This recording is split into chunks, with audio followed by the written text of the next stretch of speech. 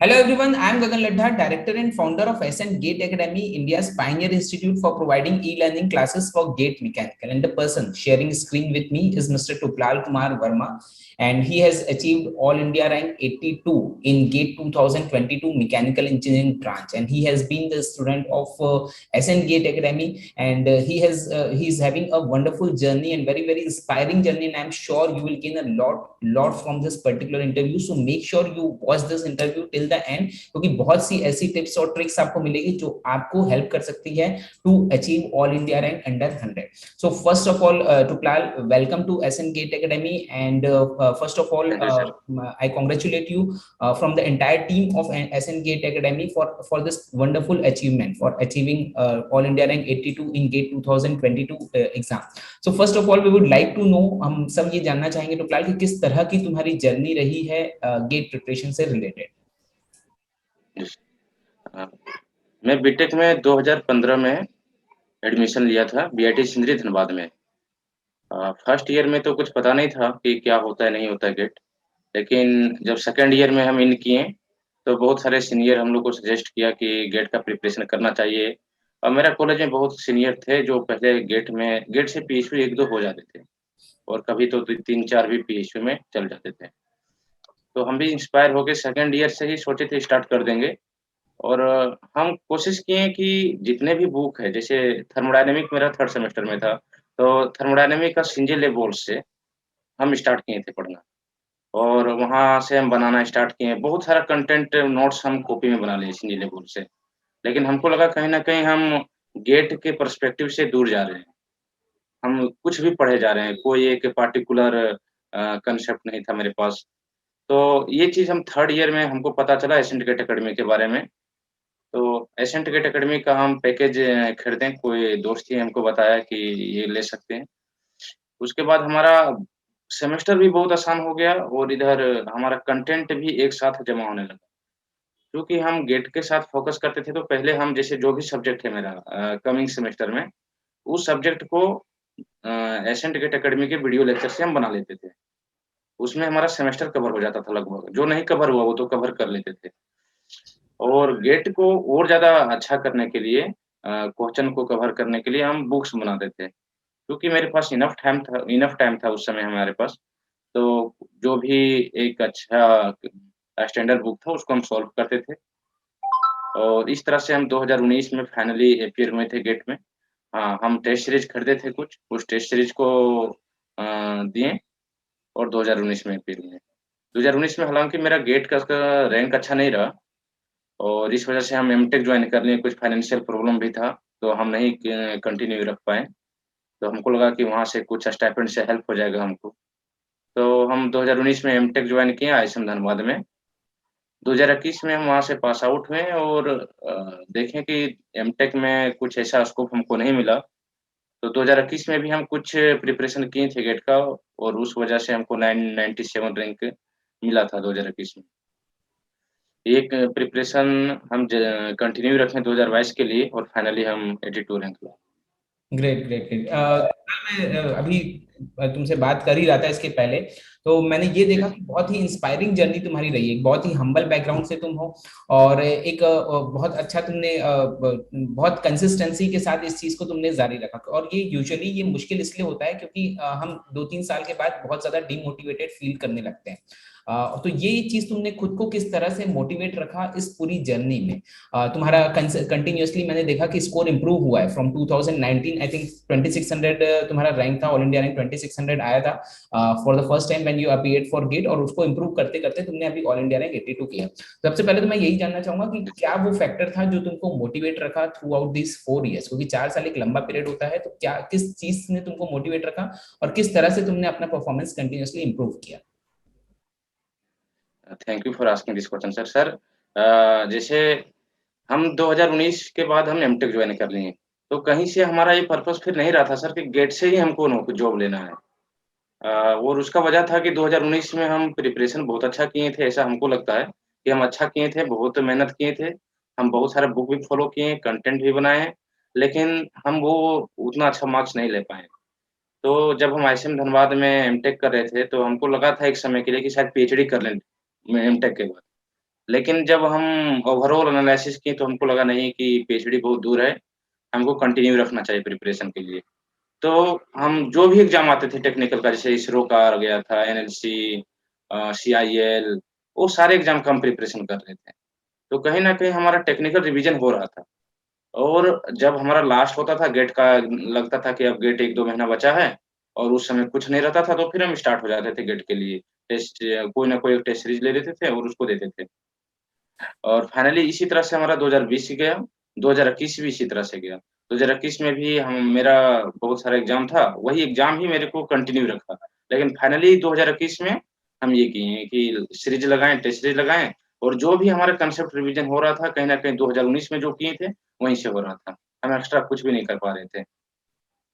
और 2021 में मेरा ये हुआ कि हम चा 3-4 महीना मेरे पास टाइम था, तो एक बार बार का एग्ज़ाम था जब 2021 में, उस समय हम बहुत सारा क्वेश्चन बनाए थे, करीब 1 महीना के आसपास और लास्ट में हम फिर गेट का इधर बनाए। तो हम ये पूरा जर्नी में हम मोटिवेटेड हर जगह तो नहीं रहे हैं। जैसे 2021 में हमको लगा कि हम बहुत गड़बड़ किए, जैसे फर्स्ट लॉकडाउन जो था, तो फर्स्ट लॉकडाउन में ऐसा हुआ कि ना एमटेक मेरा सही हो रहा था क्योंकि घर में थे और ना ही हम इधर प्रिपेयर कर पा रहे थे और सब चीज़ छूटता जा रहा था और ना ही कोई एग्ज़ाम था नज़दीक में जो मोटिवेशन दे कि हम आगे पढ़ते रहें। लेकिन वो एक बहुत बड़ा मिस्टेक था मेरा, जो हमको बाद में एहसास भी हुआ।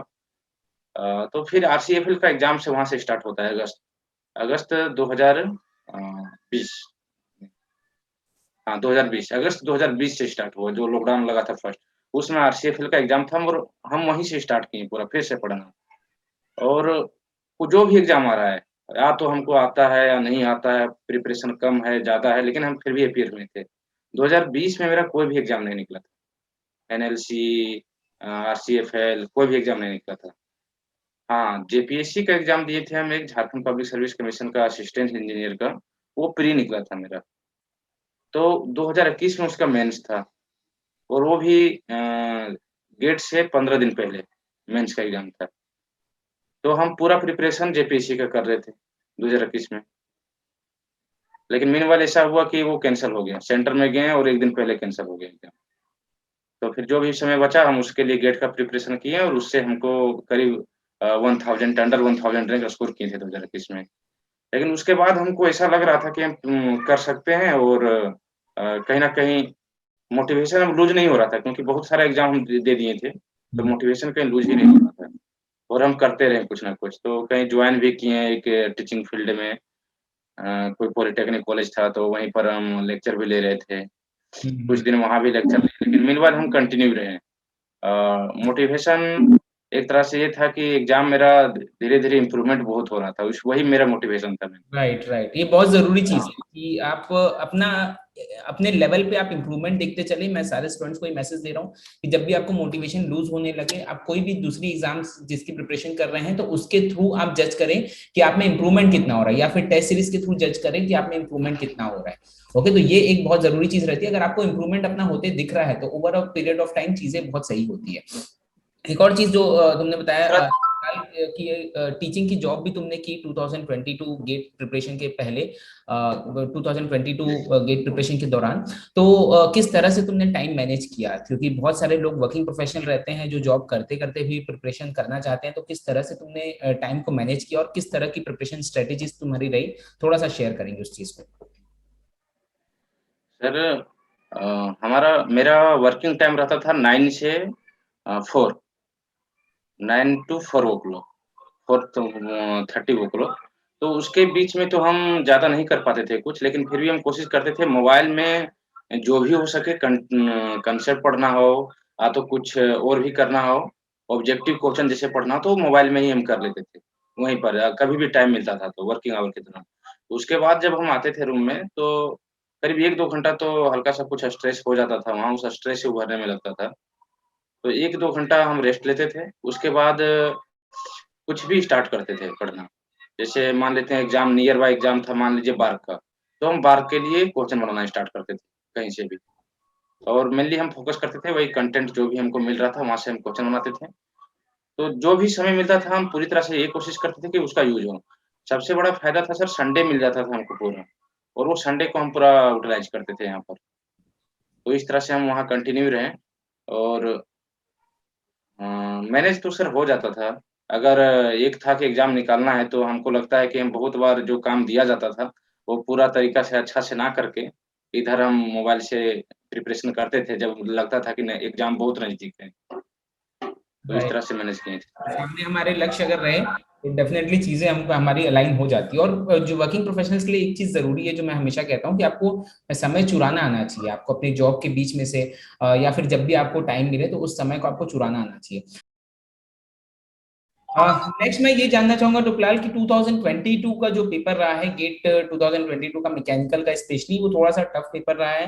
तो किस तरह से तुमने जी। उसको मैनेज किया ड्यूरिंग एग्जाम टाइम, क्योंकि एग्जाम टाइम में हम थोड़ा सा उसको देख के घबरा जाते हैं। हालांकि क्वेश्चंस कुछ एक क्वेश्चंस ये जो हमसे नहीं बनते, बट स्टिल हम क्योंकि आउट ऑफ पैनिक हम अच्छा परफॉर्म नहीं कर पाते। तो किस तरह से तुमने उसको मैनेज किया वो थोड़ा बताएंगे।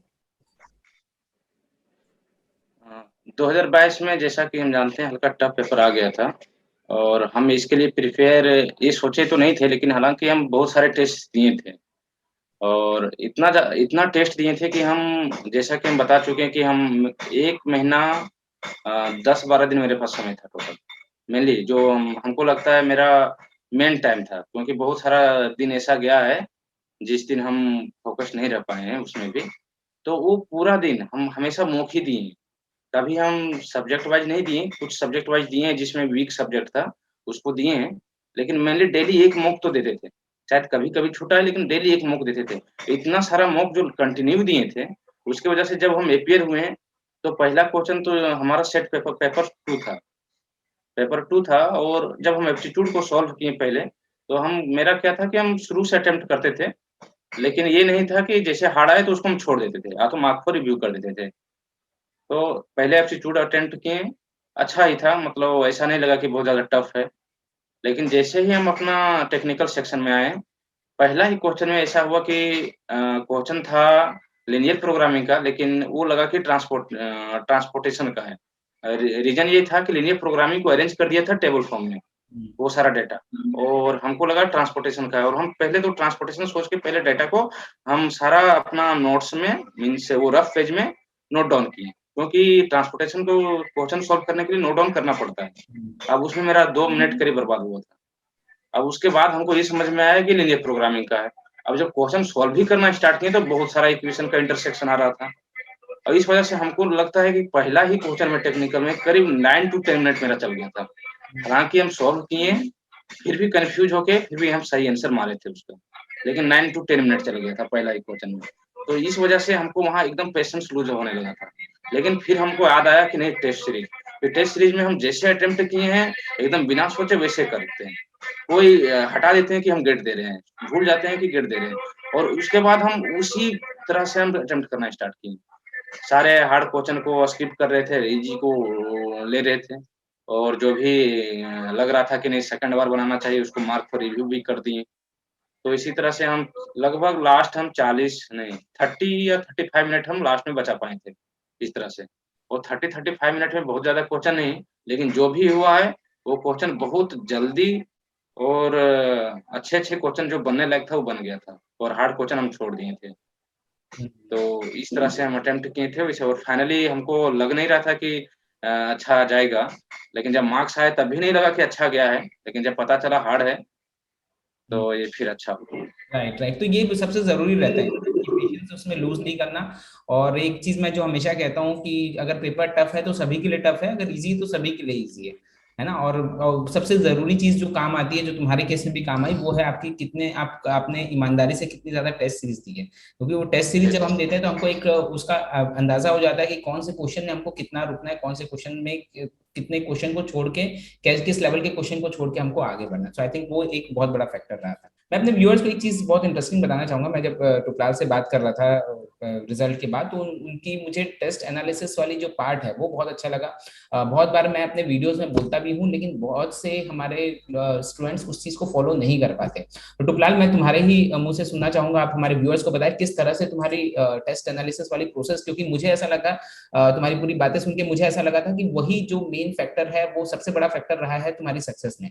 तो वो टेस्ट एनालिसिस तुमने किस तरह से की है और कैसे, क्योंकि कमिंग ईयर्स में 2019 के बाद टुपलाल ने बहुत ज्यादा टाइम अपना प्रिपरेशन में नहीं दिया था, लास्ट के 1-2 महीने में ही उसने अपनी प्रिपरेशन कंप्लीट की थी।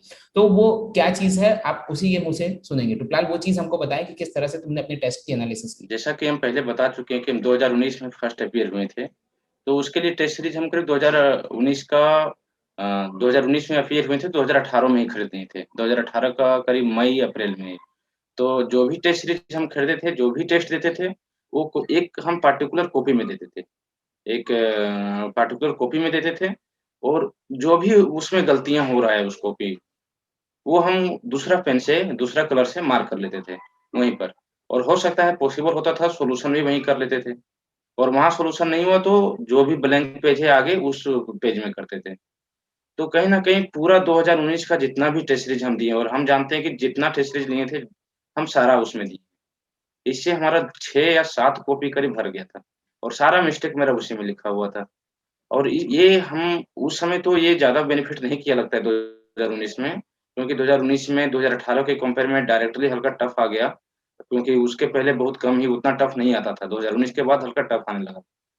तो लेकिन जब हम 2020 में हमको जब ये एग्ज़ाम देना था, तो ये पार्टिकुलर हम वही सब चीज़ पर ज़्यादा फ़ोकस किए रिवीज़न के लिए। और जब भी हमको गेट का एग्ज़ाम देना रहता था, सबसे पहले उसी को रिवीज़न करते थे। उसके बाद हम टेस्ट स्टार्ट करते थे, और फिर से उसी तरह से न्यू कॉपी बनाते थे। और वही मेरा डेवलप होते गया, लेकिन जो भी समय मिला, ज़्यादा नहीं, 8-10 कॉपी हमको लगता है कि वो बनाया है मेरे पास। उसमें से बहुत कॉपी जब बहुत इफ़ेक्टिव है, और उसी में इम्प्रूवमेंट किए हैं, और जितना भी मिस्टेक हुआ है मेरा टेस्ट में, वो वहीं पर लिखा हुआ है। जो भी फ़ॉर्मूला भी रहता था, जैसे कि नया फ़ॉर्मूला कुछ आया है, वो भी हम वहाँ लिख कर के एक बॉक्स में डाल देते थे। हाँ, उसको हम फिर से शॉर्ट नोट्स में भी डाले हैं, लेकिन बहुत बार ऐसा हुआ जब नहीं डाल पाए, तो उसको जब हम पलटते हैं, तो वो रिवीज़न हो जाता है। तो इस तरह से हम करते गए, और 2021 में ये मेरा बहुत काम आया। 2021 नहीं, सॉरी, 2022 में। 2022 में चूँकि हम एग्ज़ाम गेट का प्रिपरेशन 26 दिसंबर से स्टार्ट किए करीब, और 26 दिसंबर से मेरे पास टाइम था नहीं, और टाइम ना रहने की वजह से हम क्या किए, उसी का वही रिवीजन किए। और यहाँ पर बहुत सारा एनालिसिस करना रहता है गेट में, जब भी आप फुल मॉक टेस्ट देते हैं तो। लेकिन मेरे पास एकदम टाइम नहीं था कि हम उतना एनालिसिस कर पाएँ, उतना गलती को लिख पाएँ और क्वेश्चन बना पाएँ। तो हम बस वही करते थे इस बार हम गलती को बहुत कम लिखते थे। जो मेजर मिस्टेक हो रहा था वही लिख पा रहे थे, और मेनली हम मिस्टेक वहाँ से रिवीजन कर रहे थे ज़्यादा से ज़्यादा। और क्वेश्चन भी इस बार हम नोट्स नहीं बना रहे थे, जो भी टेस्ट सीरीज में अच्छा क्वेश्चन आ रहा था, वो भी हम नहीं कर पा रहे थे इस बार। लेकिन फिर भी हम मार्क कर देते थे, मार्क को रिव्यू कर देते थे टेस्ट सीरीज में। तो मेनली हमारा वही रिवीजन रहा, और इस तरह से करते गए। और कुछ-कुछ जो मेन टॉपिक नहीं था, जैसे नया-नया टॉपिक आ जाता था, जो अभी एडिशन हुआ था, तो उसका हम किए थे इस बार रिवीजन। Right, right. नहीं, ये मैं एक कहना चाहूंगा, ये बहुत जरूरी चीज है। जो तुपलाल ने बताया कि जो एनालिसिस पार्ट है, हम हमेशा इसलिए बोलते हैं कि एनालिसिस आप लोग करिए। अब देखिए, इसने जो 2019 में जो एनालिसिस की, वो इसको आगे चल के काम आई। क्यों? क्योंकि वो एक ऑर्गेनाइज्ड वे में इसने कॉपी में उस चीज को करके रखा था। तो ये अपने आप में बहुत बड़ी बात है कि 2022 में जब इसका ऑल इंडिया रैंक 82 आया, इसने सिर्फ दिसंबर में, मतलब 1 महीने पहले ही अपनी प्रिपरेशन स्टार्ट की थी। बट बावजूद इसके ये इतना अच्छा करने में सक्सेसफुल इसलिए रहे क्योंकि इन्होंने पुरानी जितनी गलतियां थी, उन गलतियों को उस 1 महीने के अंदर अंदर क्योंकि हमारी गलतियां जो रहती है वो कॉमन रहती है। आप 1 साल बाद, 2 साल बाद भी वही गलतियां ज्यादातर रिपीट करते हैं। तो वही चीज अगर हम ज्यादातर पढ़ लें, तो मुझे लगता है कि ज्यादातर चीजें सॉर्ट आउट हो जाएगी। बहुत अच्छी बात टुपलाल ने कही है। मैं और एक और चीज जानना चाहूंगा टुपलाल, तुमने कई सारी और एग्जाम्स निकाली है पीएसयूज की। कौन कौन सी एग्जाम्स आपने निकाली है, पहली चीज। दूसरा, गेट के साथ साथ उन एग्जाम्स की प्रिपरेशन हम किस तरह से कर सकते हैं, हमारे व्यूअर्स को बताएं। 2019 में जब हम एग्ज़ाम दिए फर्स्ट अटेम्प्ट, तो उस समय हमको ऐसा लगा कि शायद गेट ही सिर्फ़ नहीं हो पाएगा, क्योंकि गेट में उतना अच्छा मार्क्स नहीं आया था मेरा। तो हमको लगा और जो भी एग्ज़ाम आता है बिसाइड गेट, वो भी हमें देना चाहिए। तो हम हर एग्ज़ाम का फॉर्म भरने लगे, जैसे सीआईएल, इसरो, और उसका अटेम्प्ट के लिए हम तैयारी भी कर रहे थे। सीआईएल में कुछ नॉन टेक्निकल पार्ट भी था, जीके, जीएस था, इंग्लिश था। तो हम मेनली जीके, जीएस में क्या किए कि हम, वो तो बहुत बड़ा है सिलेबस, तो उतना फ़ोकस नहीं कर पाते थे। लेकिन हम करंट अफ़ेयर्स पर ज़्यादा फ़ोकस किए। करंट अफ़ेयर्स से फ़ायदा ये हुआ कि बहुत सारा स्टैटिक पार्ट भी कवर हो जाता था, और हमारा करंट अफ़ेयर्स भी कुछ-कुछ कवर हो रहा था। हाँ, हालाँकि हम इससे स्कोर बहुत अच्छा नहीं कर पा रहे थे जीके, जीएस में, लेकिन फिर भी कुछ ना कुछ हम स्कोर कर ले रहे थे। हाँ, सीआईएल में फिर भी नहीं निकला मेरा, लेकिन इसरो में निकल गया था। इसरो सिर्फ टेक्निकल था तो उसमें निकल गया था। और 2020 में भी बहुत सारे एग्ज़ाम हम दिए, जैसे आरसीएफएल, एनएलसी, लेकिन ये एग्ज़ाम नहीं निकला था मेरा, 2020 में नहीं निकला। उसके बाद 2021 में हम जितना स भी एग्ज़ाम दिए हैं, वो सारा एग्ज़ाम निकला है। जैसे कि हम एचपीसीएल का दिए थे, वो निकल गया था। बार्क दिए थे, वो भी निकला था। हाँ, इंटरव्यू में फिर उसमें कहीं न कहीं नहीं हुआ, लेकिन ये अभी जितना भी एग्ज़ाम हम 2021 में दिए हैं, वो निकल गए। वो ऑल इंडिया लिमिटेड दिए हैं, वो ऑल इंडिया लिमिटेड भी निकल गया है, लेकिन अभी तक इंटरव्यू इसका नहीं हुआ। राइट। प्रिपरेशन में क्या डिफरेंस रहता है टुकलाल? गेट के साथ साथ अगर दूसरी एग्जाम की प्रिपरेशन करना रहे तो क्या एक्स्ट्रा चीज, क्या एक्स्ट्रा एफर्ट देना पड़ता है? सर, टाइम तो हमारे पास रहता है पूरा। टाइम तो बहुत रहता है, क्योंकि ऐसा है नहीं कि अगर गेट का भी प्रिपरेशन करना है तो आप 1 साल लगे रहिएगा पूरा। आपके पास इनफ टाइम है तो टाइम तो बहुत रहता है। तो एक्स्ट्रा एफर्ट हमको इंग्लिश में मेनली डालना पड़ रहा था, क्योंकि मेरा इंग्लिश बैकग्राउंड था नहीं पहले, और हम मेरा इंग्लिश में मार्क्स भी नहीं आता था कभी। तो हमको ज़्यादा एफर्ट इंग्लिश में डालना पड़ रहा था, और इंग्लिश हम जानते हैं, जहाँ तक जैसे ही इम्प्रूव्ड हुआ मेरा, मेरा एग्ज़ाम निकलना स्टार्ट हो गया। जैसे एचपीसीएल भी निकला है तो हमको कहीं न कहीं लगता है कि इंग्लिश में कुछ इम्प्रूवमेंट हुआ था उसमें। और अ, जैसे नॉन टेक्निकल का बात करें, जीके जीएस का, तो जीके जीएस मेनली हम जैसा बोले करंट अफेयर्स पर ज़्यादा फ़ोकस करते थे। हालाँकि जब भी टाइम मिलता था, तो हम हल्का-सा हिस्ट्री के बारे में भी जान लेते थे, ज्योग्राफी के बारे में भी जान लेते थे, कुछ वीडियो लेक्चर देख लेते थे। लेकिन बहुत ज़्यादा हम टाइम उसमें नहीं दिए हैं, मेनली टेक्निकल पर ही ज़्यादा फ़ोकस रहा, और चूँकि हम पहले भी बता चुके हैं कि हम कंटिन्यू रहे हमेशा कोई दूसरे चीज़ में, जैसे एमटेक में उधर लगे रहे, फिर उसके बाद कहीं टीचिंग करने लगे। तो बहुत ज़्यादा हमको टाइम मिलता नहीं था, जिसकी वजह से हम उधर टाइम भी नहीं दे पाए ज़्यादा। ओके। सो टुकलाल, बहुत ही इंस्पायरिंग जर्नी है तुम्हारी, एंड आई एम श्योर हमारी ऑडियंस भी बहुत कुछ सीखी होगी। तुम्हारी जो जर्नी है that is the mix of patience and consistency and constant improvement. और एक जो चीज, मैं हालांकि उस चीज को मेंशन नहीं करना चाहता था, बट टुकलाल एक बहुत ही हम्बल बैकग्राउंड से है। उनके फाइनेंशियल कंडीशन भी बहुत ज्यादा अच्छी नहीं है, और अभी रिसेंटली विथ योर परमिशन मैं बताना चाहूंगा टुकलाल व्यूअर्स को, इनकी एक आंख थोड़ी सी स्क्विंट है, जिसके कारण इनके कुछ पीएसयूज में इंटरव्यू फिजिकल में ये रिजेक्ट हो गए। तो अभी उनको उस चीज का ऑपरेशन भी कराना है, बट बहुत ज्यादा आप मान सकते हैं कि बहुत अच्छी कंडीशन नहीं है। बावजूद इसके इन्होंने इतना स्ट्रगल करते हुए आगे बढ़े, और सबसे बड़ी चीज अपने सपने को इन्होंने नहीं छोड़ा, और वही कारण है कि आज इन्होंने ये सक्सेस अचीव की है। Thank you sir. सर, हम यही कहना चाहेंगे कि अपने फैमिली को देखते हुए हम अपना कंसिस्टेंसी नहीं छोड़े थे। अंदर से यही था कि हमको करना ही है कुछ न कुछ, और एक कंसिस्टेंसी ही है, हमको लगता है, जो कहीं न कहीं आपको इतना इम्प्रूव कर देगा कि एक समय कुछ भी आप क्लियर करना चाहें तो क्लियर हो सकता है। Right, right, right. So, with those words, again, thank you so much, and I wish you all the very, very best to Tuklal for all your future endeavors. Thank you.